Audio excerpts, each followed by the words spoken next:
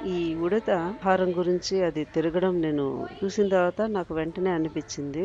అది నీరు గురించి ఆకలితో తిరుగుతూ వెతుకుతోందని చెప్పి అర్థమయ్యి, నా దగ్గరుండే అరటి పండుని కట్ చేసి దానికి అక్కడ పెట్టగానే వెంటనే వచ్చి అది చక్కగా వెతుక్కుంటూ తినడం అన్నది నాకు చాలా ఆనందంగా అనిపిస్తుంది. సో, ప్రకృతిలో మనం తినే ఆహారాన్ని మనం ఏదో పెద్దగా మనం ఏమి చేయవసరం లేదు. పక్క జీవులకు కూడా మనం ఆ తినే దాంట్లో కొంచెం పెడితే వాటి కూడా దాని చిన్ని పొట్ట నిండుతుంది. ఆ పండుని ఎంత ఆస్వాదిస్తూ చక్కగా తింటోంది.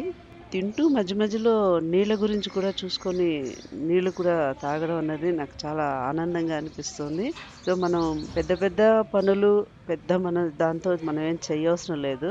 చిన్న చిన్న పనులు మంచి గొప్ప మనసుతో మనం చేస్తే మనతో పాటు ఇలాంటి నోరు లేని జీవులు ఇవి. అవి మనమంటే ఆకలి ఏదైనా మనం బయటికి చెప్పగలము. కానీ ఈ చిన్న జీవులు ఆకలి గాని, బాధ గాని ఏది చెప్పలేవు. కనుక ప్రతీదీ ఇంకొక జీవికి ఉపయోగపడుతూనే ఉంటుంది. కనుక ప్రకృతి మనకిచ్చింది. మనము తిరిగి ప్రకృతికివ్వడము అన్నది మన కనీస ధర్మం ఇది.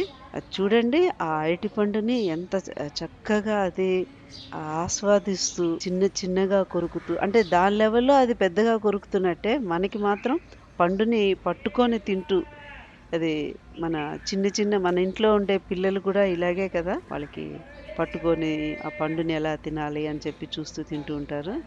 ఆ విధంగా అది తింటోంది. ఇది చూసిన తర్వాత కూడా నాకు చాలా ఇంకా ఇన్‌స్పైర్ అయ్యాను. కనుక అందరూ కూడా మనం ఇలాంటి పనులు చేద్దామని చెప్పి నిర్ణయించుకున్నాము.